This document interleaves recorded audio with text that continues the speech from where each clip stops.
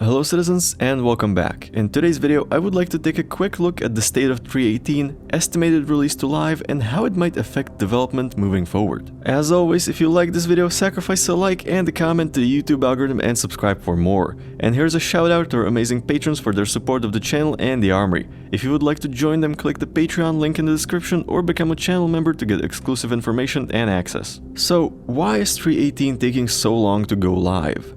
At the time of writing, we're about a month late from the usual release of the Q4 patch. However, it is important to note that it was announced ahead of time that the 3.18 release will be in Q1 2023 instead. Also, at the time of writing, it appears that we will be entering Wave 2 of PTU in the next few days, which is a major step towards live. But I also believe that CAG have several good reasons for holding off the live release. First of all, even though it was poorly received by the backers, the 3.17.4 patch brought in important content and a few critical fixes. And I think that in the mind of CAG that buys them some time before the backers declare a mutiny, and it seems to be working.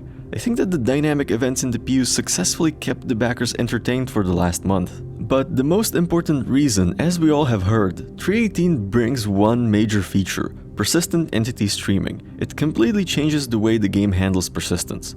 Basically, we're going from a long-term tracking of a small number of objects such as player spawn locations and ship spawn locations to long-term tracking of almost every physical object in the game to its precise location. This is a massive paradigm shift and a huge step towards server meshing as a whole. So it's important to not only get this change in, but to also ensure that the game experience doesn't become worse. This means that performance and stability have to remain or improve from 3.17 levels, which is a very difficult task considering the size and reach of the change. Also, the introduction of physicalized cargo and first stage of the cargo refactor introduces further changes that could cause instability. They also create opportunities for exploits, and these are particularly hard to find and fix. On top of that, adding salvage mechanics and balancing them requires more changes to the economy and, more importantly, to the way minables and loot are generated, which has the potential to create more issues. So it's not important to just get this done. It's important to do it well enough so that the game remains playable until the next patch.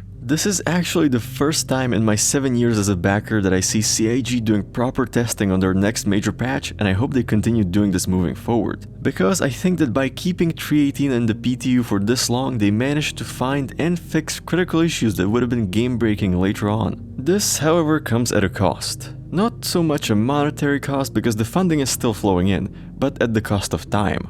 This delay makes me a bit concerned about future patches. We are currently about a month late on a live release, and this delay will only prolong. Even with staggered development, this affects future patches. I also expect that there will be 1 or 2 minor 3.18 patches to add missed content or fix critical issues, which will increase the delays even more. So I think we will see these delays roll over into the patches following 3.18 as well, but I don't think this is a surprise to anyone. However, with the heavy focus on server meshing and content for Squadron 42, I think it's possible CAG might abandon quarterly releases altogether in 2023. It seems that this year will be a tech-focused year, and I think that the quarterly release schedule is more suitable for adding new content, so abandoning the schedule would in theory make sense. While this without a doubt would cause some anger from the backers, I think it could create a more productive development environment for the big tech changes planned this year. So is that bad?